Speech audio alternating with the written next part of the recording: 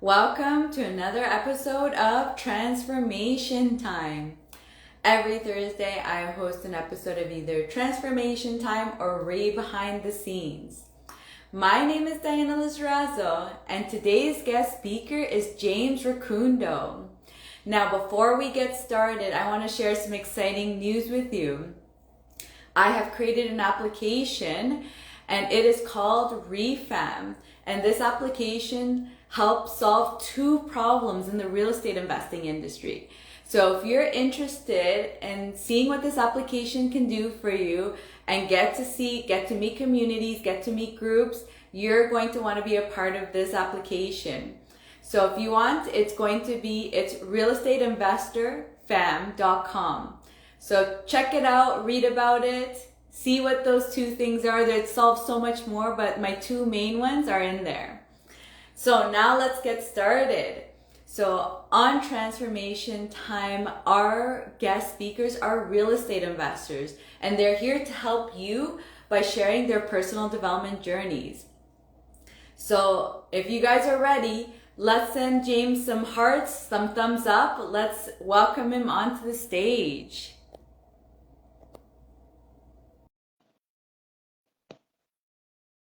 See if I can get this to work. I don't know, these days we've been having issues. There we go. Hey, James. Hey Dana, how you doing? I'm good. How are you? I am fantastic. It's exciting stuff. Awesome.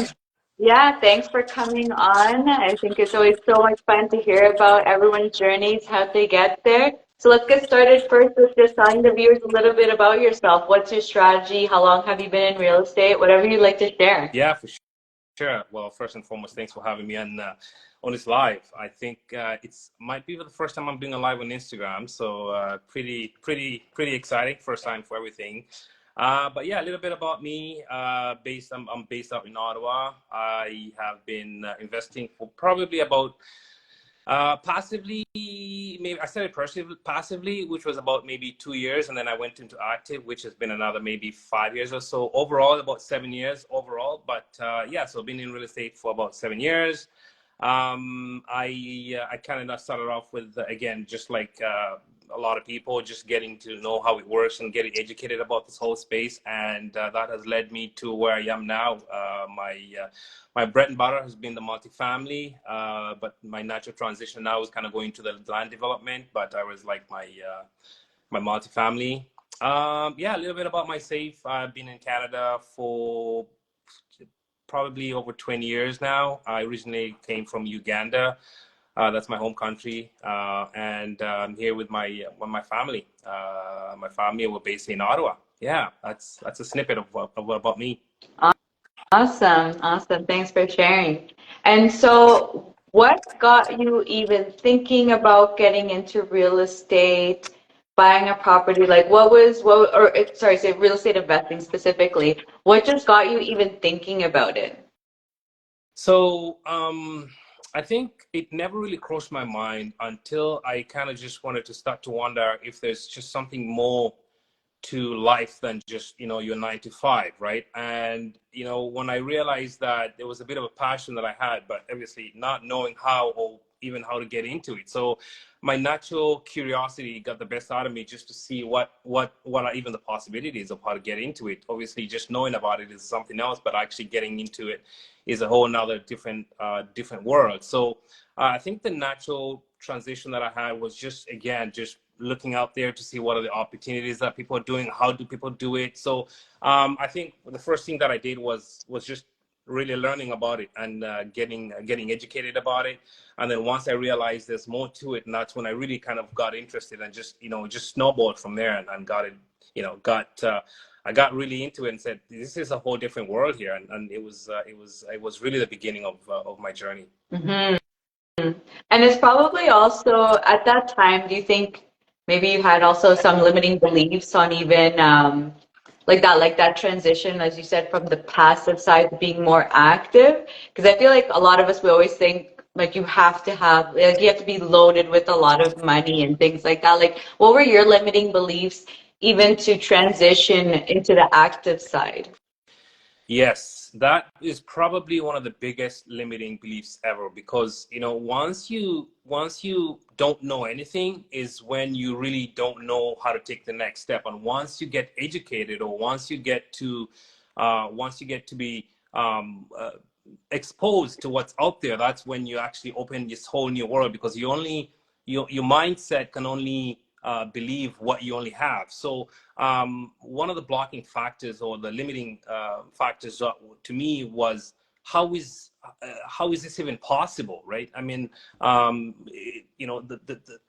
norm is like, you have to make sure, when you're purchasing property for commercial real estate, for example, is, you need that 20% down. When you look at properties that are in the millions of dollars, you're like, I certainly don't have that kind of capital to start. But there's just creativity that can be involved in it, and that's how we really you get that limiting belief out of your mind, and say, okay, there's ways of how to do it. You don't necessarily have to come in with the only way that you actually have or actually know, because again, you just don't know, right? And that was probably the biggest limiting factor for me. Yeah, and for that, it sounds like you got that from mentorship or community, or both? So Oh, you're muted right now. I don't know if you're receiving a call or something. Sorry, There you go. that was just yeah, some kind of message came in. Sorry about that. No worries.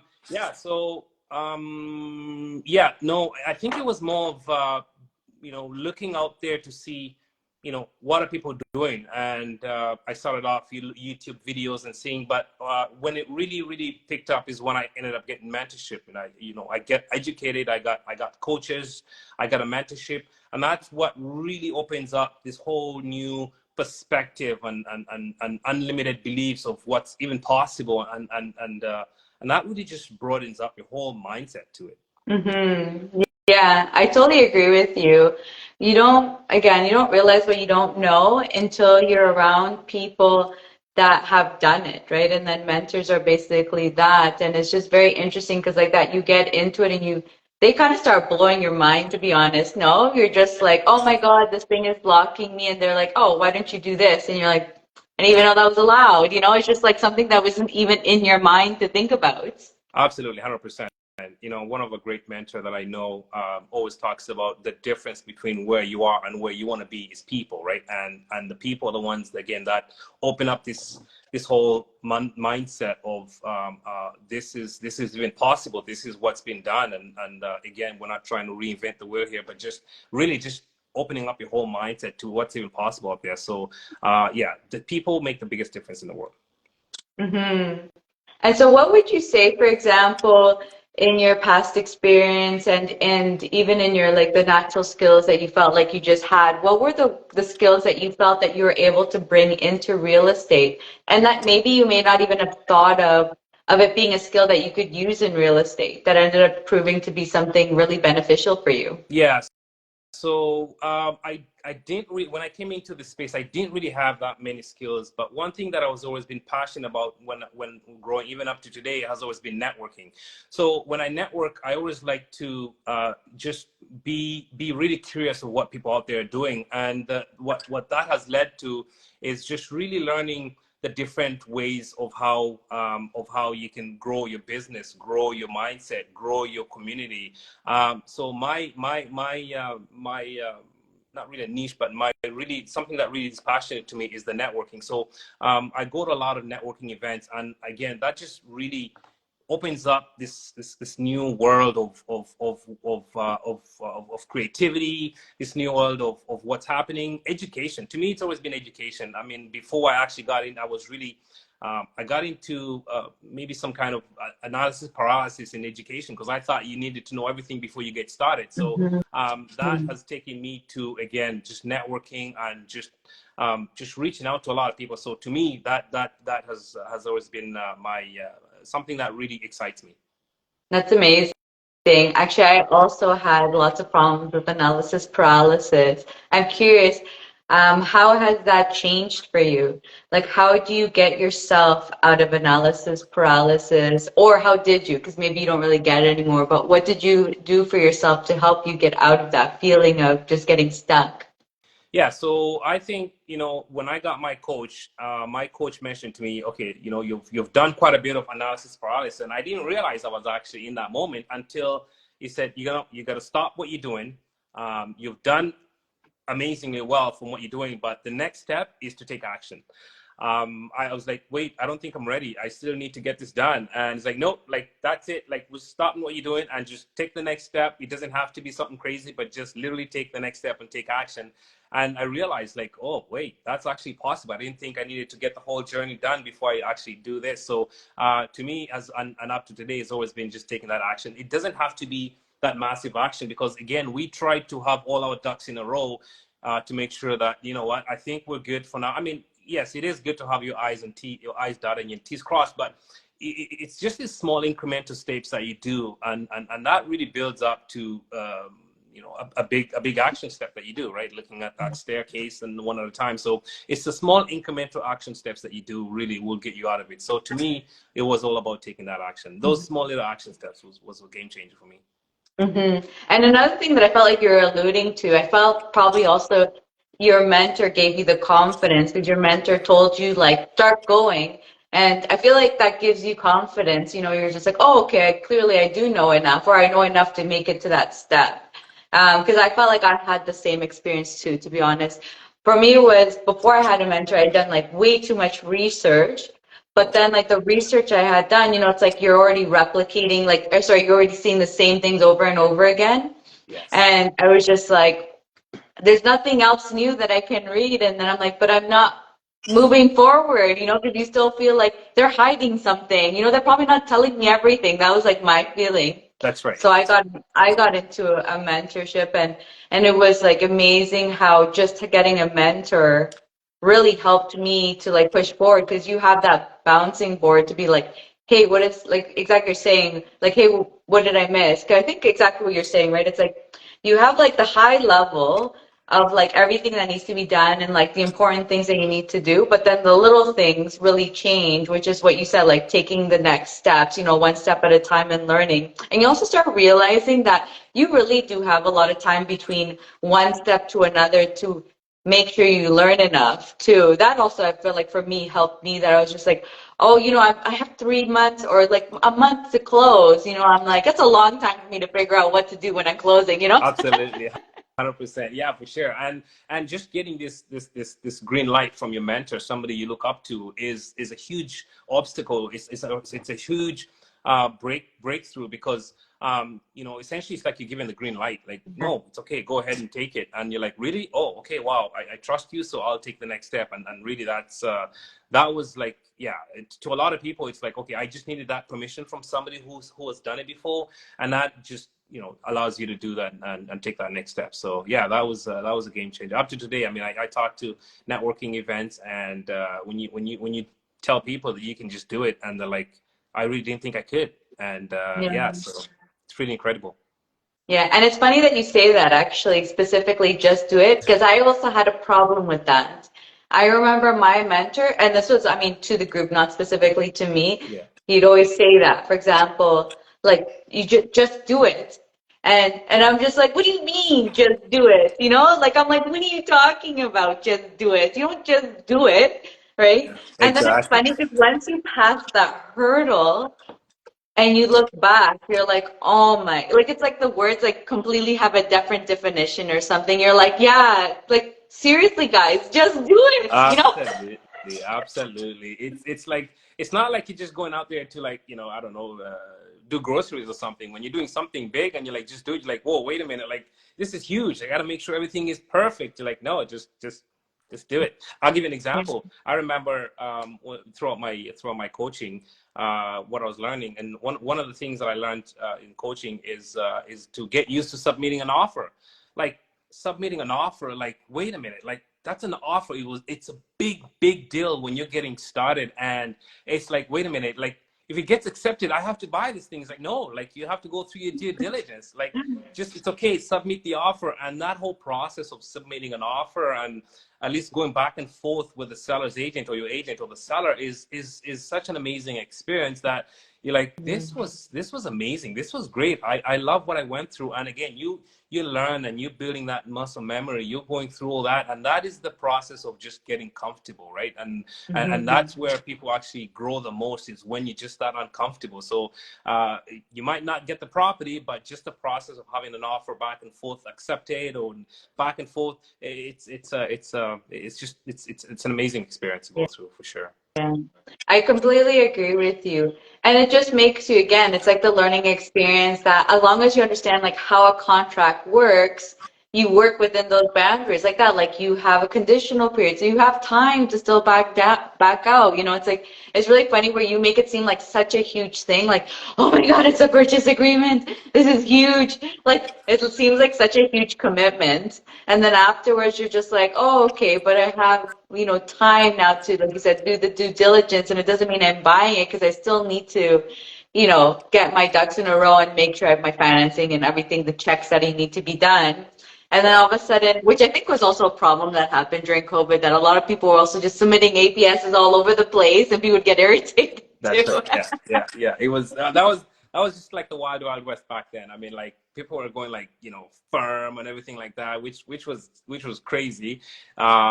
But yeah, no, that was something was pretty crazy in that times. But no, really, just you know, submitting it doesn't even have to be that big, like submitting offers or reaching out to a JV partner or you know, just reaching out to networking. Everybody has their different levels of comfort, but again, it's just getting comfortable to do that is where, you know, that's an action step, and that really is a big changer to whoever wants to just take that next step in their journey.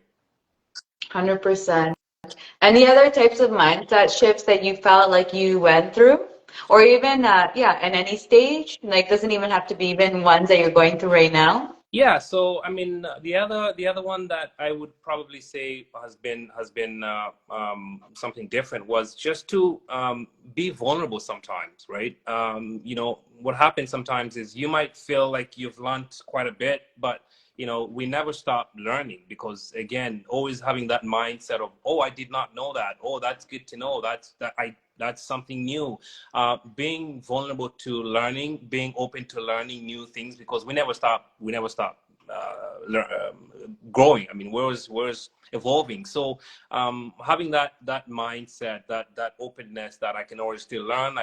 You can't do 1 or 2 or 3 deals and feel like, okay, now I got this, I can take the next step. It's never that way. So having that mindset, or that open mind, that I can always keep learning, I can always keep growing. I learn from my mistakes. I can still do mistakes, however long you've been into this the space of your journey is key. And to me, again, I'm always learning. I'm always a student. And that's actually like, that's a very good thing that you're saying, yeah, because it's true. Is you always want to stay a student because, I mean, real estate is evolving, and I feel like you're seeing that evolution happening right now with like mortgages and stuff. We see that happening, and it's like once you stop learning, I feel like that could probably be chaotic, because if you don't know what's going on and are able to be creative and like adapt to the new environments, that could definitely be um critical. Yeah. And like you said, it is, I feel like once you get to a certain level of experience, I feel like it's, I don't know if our egos get in the way or something, but it is scary to be like, oh my God, we're supposed to be experts and we should know the answers to everything, but it's like you can't, because it's like everything's always changing. And we don't all experience the exact same problems. Like you've probably experienced problems that I've never experienced, and vice versa. Right. And Yeah. it's like that communication becomes so impactful, because you'd be like, hey, I heard this happen to you. Like, what did you do? I'm going through it now. And, you know, it's like that good to do the sharing. And so I feel like I hear you on that. Sometimes it's hard when it comes to like asking for help, because you feel like, oh, I'm an expert, I shouldn't be asking for help. But I don't think it's ever that No. way. I feel like, as we said, I feel like we're always going to be students, and I don't think the learning will ever stop. Definitely, no, and that's where you go out and reach out to people, because you know, regardless of what we do, whatever you're trying to do, somebody has done it before. Hmm. So that's on my And like that, we've not all experienced everything. So, absolutely.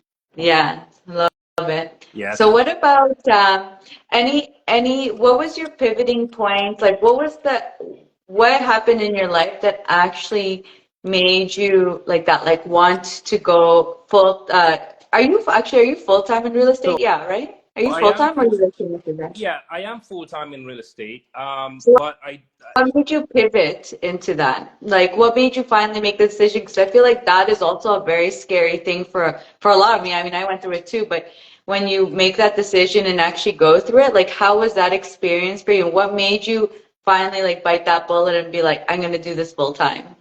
Yeah, so ultimately, I didn't plan on saying like I'm gonna do this full time. I just found myself doing a lot more real estate than my actual other 9 to 5. So what I did is I pivoted in a way that I'm not again. I want to make sure that I can supplement my 9 to 5, but at the same time doing real estate. So it was just that realization that real estate is actually taking a lot more time than what I wanted to do. So but the whole mindset of doing it was like I want to reach a point where I can do what I want to do it on my own terms. So that to me was the pivoting factor, or the pivoting point to me. So I just had to walk around it. Really, it was just kind of knowing my end goal and working reverse. Sorry. Oh, another call. Yes, so I thought I could do this on my computer. So when I realized I have to do this on my phone, I'm scrambling. So hopefully I have enough battery to get us going here. But regardless, I'll be good. But yeah, so my pivoting was just having my end goal and working backwards. Right, I still have my different businesses that I do. But again, I still do my real estate. So it's just So were you having. an entrepreneur? Do you have a 9 to 5, or you were an entrepreneur in other things I too? was an entrepreneur. I'm still an entrepreneur. Yeah. Oh, okay. So you're an entrepreneur. So interesting. That's so what kind of businesses did you have? And Yeah. like how did that translate to again like pivoting? Although now I feel like now what you're saying, some of the things are making sense. You're talking like an entrepreneur and I was hearing those words come out. Yeah.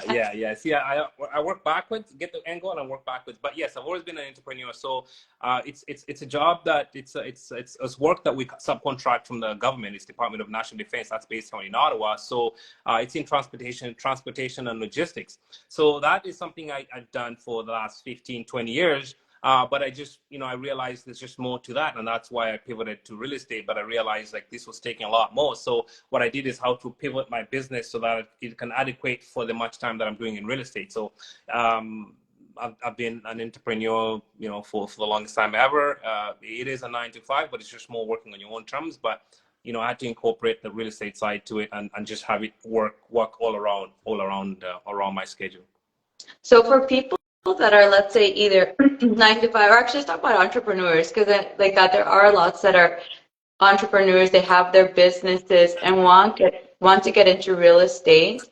How did you, like, what did you do in your business, in your other business, to be able to, like, that put more time into real estate?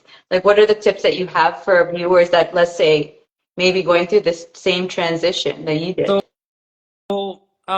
yeah, that's a good question. I think really, if you look at your entrepreneurship and how you run a business and how you want to make your business profitable, you have your fundamentals to make sure that you're reaching your margin, you're reaching your spread, you have a good spread on your business, you're making sure that everything is working well. When you put that into real estate, if you look at it, and to me, what's working is I'm looking at it as a long term, right? A lot of my investments are based in Ontario, and Ontario is not more like cash flowing every single day, but you're looking at it from a long term perspective where you're looking at refis within the next 3, 5, or even 7 years. So that's a long term play. So I have my different sources of income, but I look at real estate as a long-term play where this is something that will be generational income towards the end. So I look at my entrepreneurship into real estate and realize and say, okay, this is something that I can start now, but I know in the long term it will pay off. So it's just having that ladder effect. One of my mentors has that where you have a ladder effect. So you buy in real estate in year 1, and then you reach year 5. Now you're refining what you bought in year 1. and then it goes all the way until you're 20. So to me, that has always been my structure, my strategy in real estate. I'm a multi-family, so it's not a get quick perspective. It's just a long term, and this is something that will pay off in the next years to come. So I just incorporated what I kind of do in my entrepreneurship into real estate, but obviously real estate, knowing the goal is to it's a long term wealth creation strategy. So, but you're more now in the real estate side. So in your, like, what kind of things have you done in your other business to kind of, I guess maybe it's automated more, or like so that you could become a little more passive on side? Like, what kind of things have you done So there to help you get a little more passive? yeah, so the biggest thing that I had to do was delegate, right? A lot of that 9 to 5 was a lot of me getting involved in it, making sure that literally I'm decision maker, making sure everything is right on that part. But now I had to delegate and give that role to somebody else that I can trust, and then keep my side more into the real estate without losing the actual business of the entrepreneurship. So that was really what I had to do, because I could not physically be there in two places. So delegation has just been a game changer for me. Mm-hmm.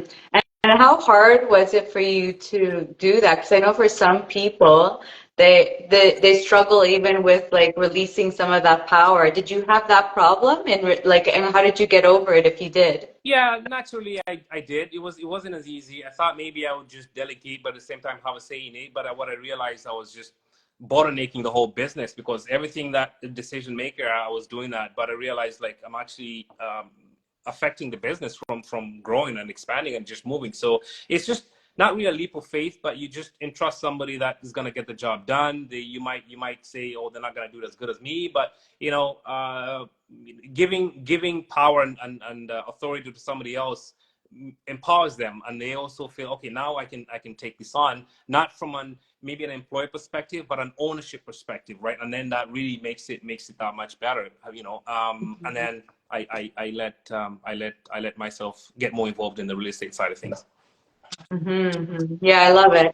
Because I feel like these kind of things, as again, even in you growing in the real estate side, and as you get bigger, these kind of things also you probably in the future or are already like, you start implementing it on the real estate side too, once you get to a certain size too. It's like letting go of certain things that you don't need to do. 100%. I am going to get my charger, because I think I'm probably running out of battery, because I didn't know you can do this on the phone. So if you just give me 2 seconds, I'll grab No that here. problem. No problem.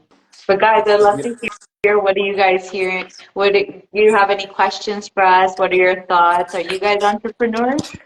Definitely love to hear what you guys have to say and any questions you have, because yeah, there are a few people that I also know that are entrepreneurs and that have moved into the real estate side and slash or doing it as an entrepreneurship thing. I feel like I always say there's two different types. Like I personally like that love to run my real estate as a business. Yeah. Others run it more passively, or others run it in there's so many different ways of running your real estate, and so many definitions of like even what is running the real estate. So Okay. you're good. You're good. Awesome. I think I'm good. Hopefully Okay.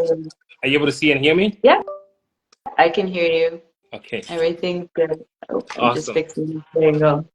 Yeah. So awesome. So now in your journey, Yeah. what do you now like?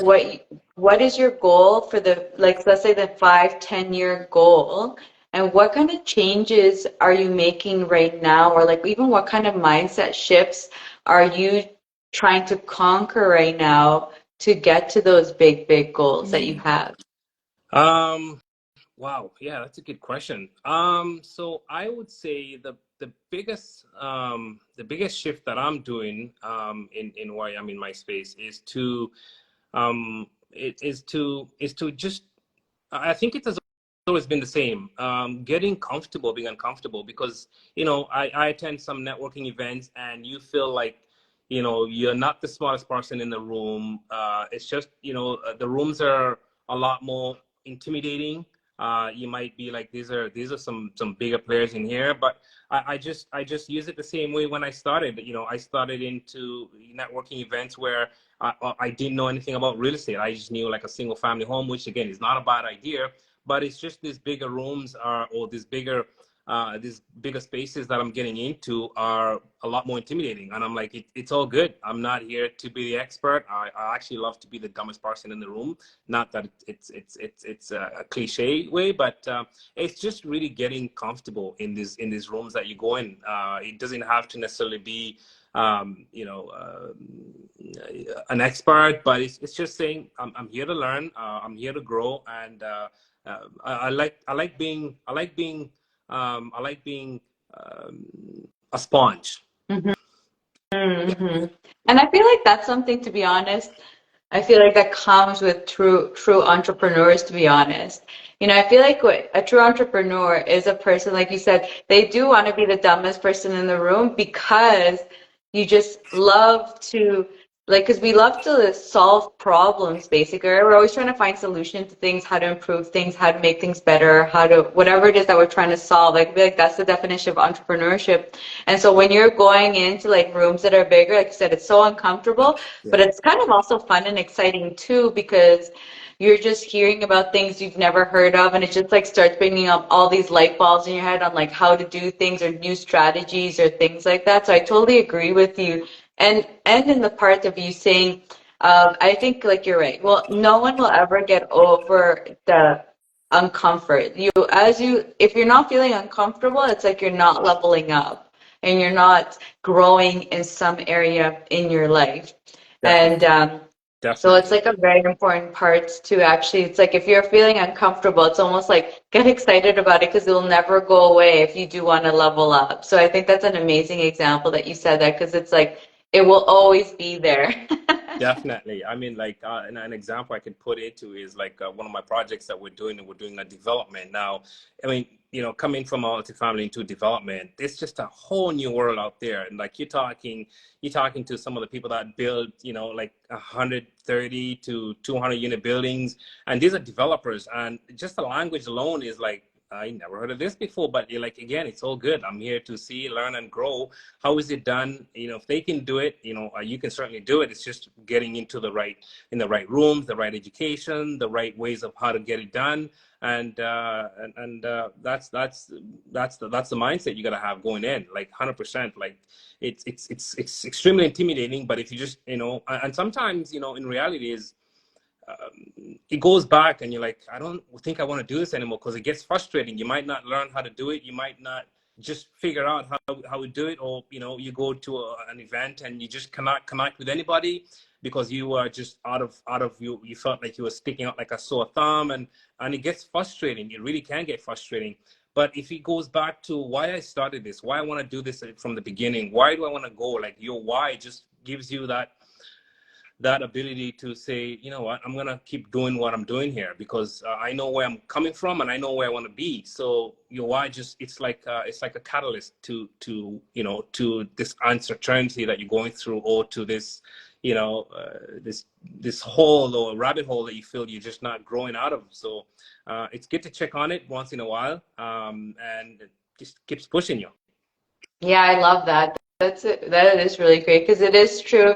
I feel like especially feel like as we are more into real estate or even just like that, like more into entrepreneurship, anything that you do where you're running a business or you're running your real estate, it's like you work on bigger projects, you work on many more projects maybe, but something is changing that let's say you're not used to. And like you said, you're going to hit those pitfalls. And I like to even give the example of like back in the day, I would buy one property and then it'd be like 3 years later, I'd be buying the next one. So it was a much more slower paced way of buying. And so if I did have drama, my drama was like I had 2 years to recover from it. So Definitely. it didn't feel like anything bad to me. Whereas like once it was like hardcore, we're getting into it, you're gonna become active. It's like you're breaking like all those like houses and let's say putting like 10 in a row and squishing them in the span of like 6 months to a year, and you're like tearing your hair out because you're just so traumatized of what you've done to yourself. Definitely, 100%. You don't even like you didn't see it coming. You're like, wait, what? How did this happen? Because yeah, like you buy the one property, you're like, okay, you know what, my goal is to buy one property a year, I'll save up another down payment, and then you go to a class or you get educated and you're like, no, you can actually leverage. Real estate, the biggest word out we have is leverage. So you leverage, and it's like, you know initially my goal was one a year, and if you leverage that and you learn and you're like, my goal is my 5-year goals I'm able to do in 2 years, and you're like, wow, right? So it just surprises you, catches you off guard, and then that's when it gets exciting, and you're like, okay, this is something I want to do.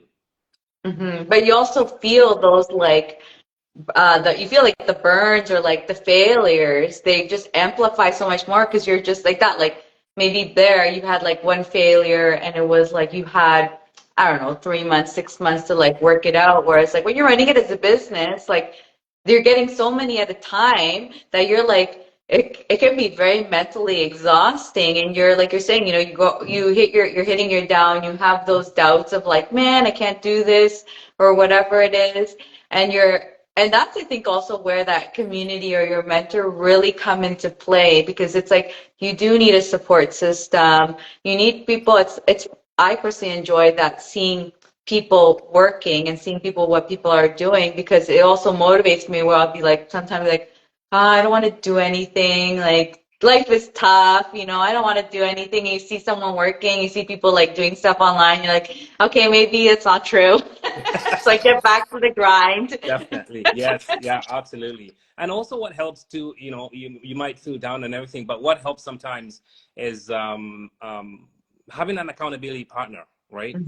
This is somebody that can keep you accountable for, what you're doing, and say, did you get this done? And you're like, oh, now you have that guilt feeling of saying, you know what, I actually didn't do it. So, that pushes you just that much more to get something done, right? So accountability partners, but overall, like, having a coach and having these mentors and having these groups that, give you a sense of belonging. There's so many groups out there, but, if you can find a group that you can feel like this is where I feel I belong, right? And that's what matters. And that's what brings you to a sense of, belonging. I feel I fit right in. I feel comfortable. I feel I could say what I want to say. I feel like you can relate to it, right? And that's something I really urge, people out there to find lots of groups out there.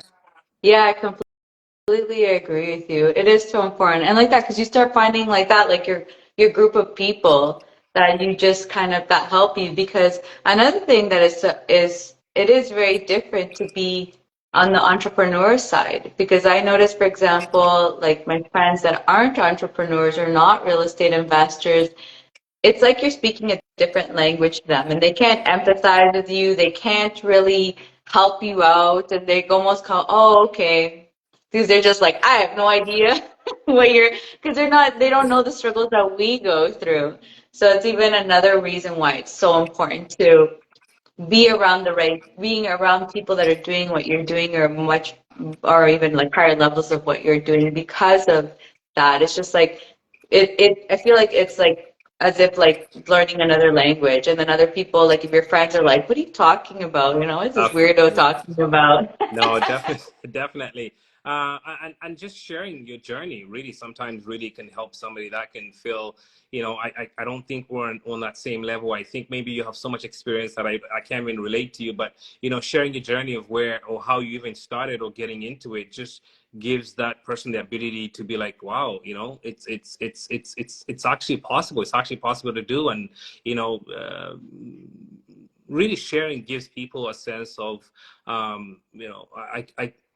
can relate to as well. I can do it too. I can feel it's not intimidating, right? Because we all started somewhere. The experts or the gurus of this business had somewhere to start as well, right? So just reaching out and saying what was your biggest obstacle, or maybe how did you get started, will really give you that confidence that that bit that it's actually possible to do.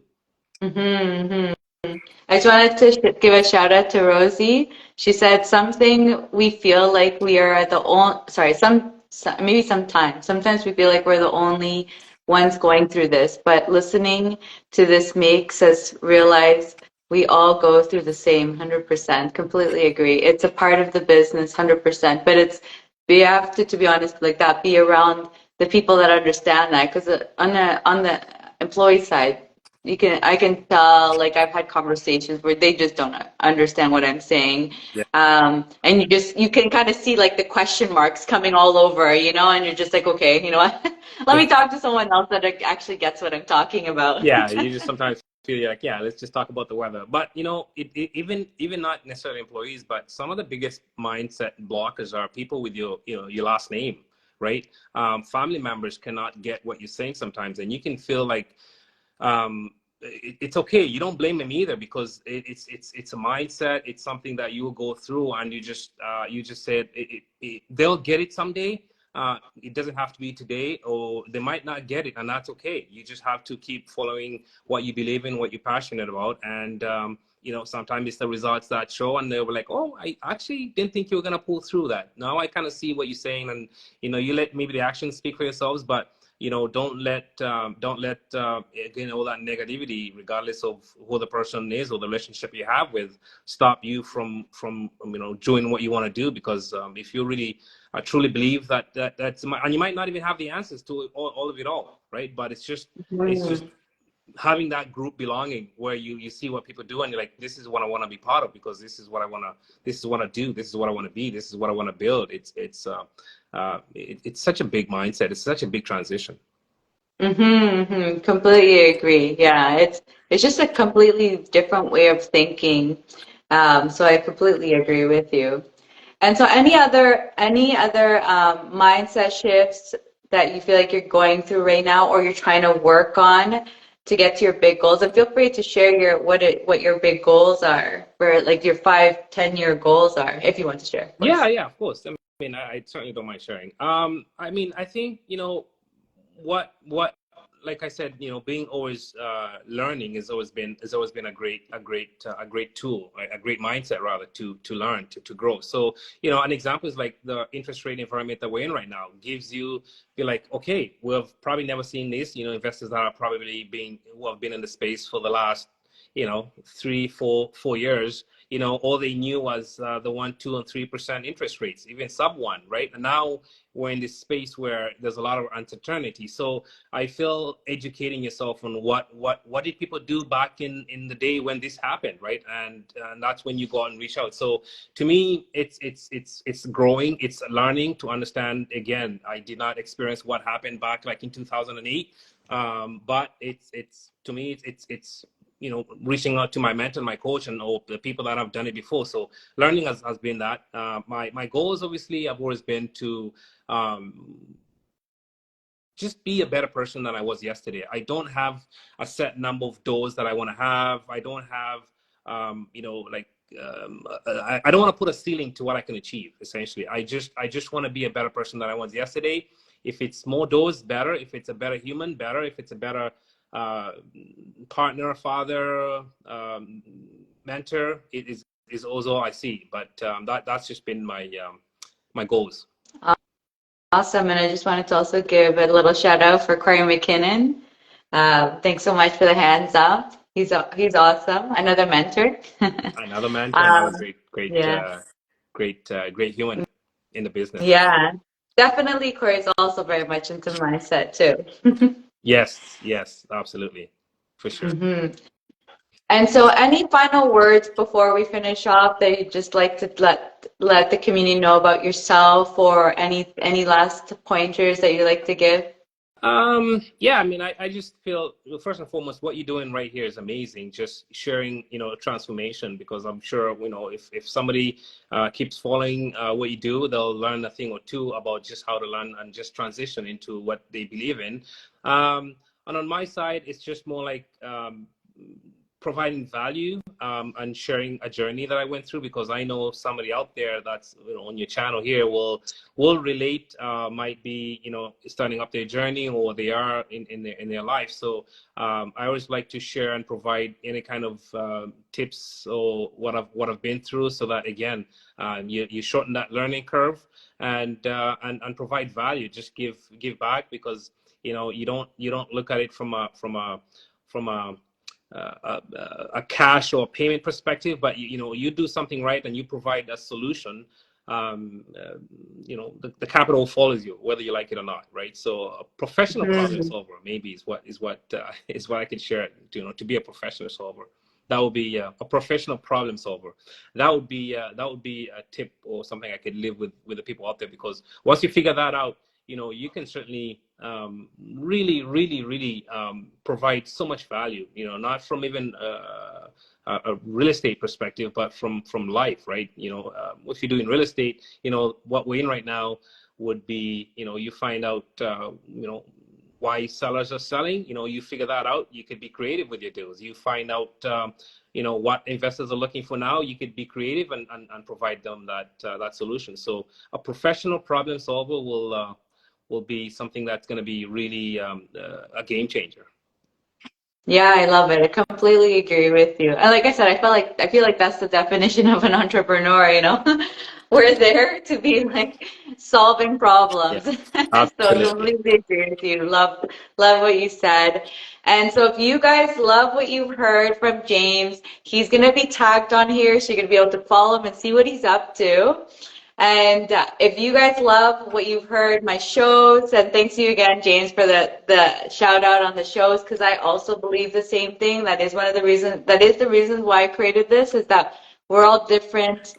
We all like want to share our stories because, like you said, everyone is experiencing different things, and it just helps to relate and be like relate to someone, and be like, oh, okay, they've gone through it, and then you can follow their journey, so you have like someone ahead of you that's doing the same thing. So yeah, thanks for that shout out. And so yeah, if you guys really love what you heard, if you want to see what are the next shows that are coming up, follow me also. Thanks, James, so much. It was so much fun to have you on. Thanks for having me. This was awesome. Fun stuff. Want to do this a lot more often. Awesome. Okay, we see everyone in the next episode. Bye, James. Bye, All right. everyone. Take care, guys. Thank you.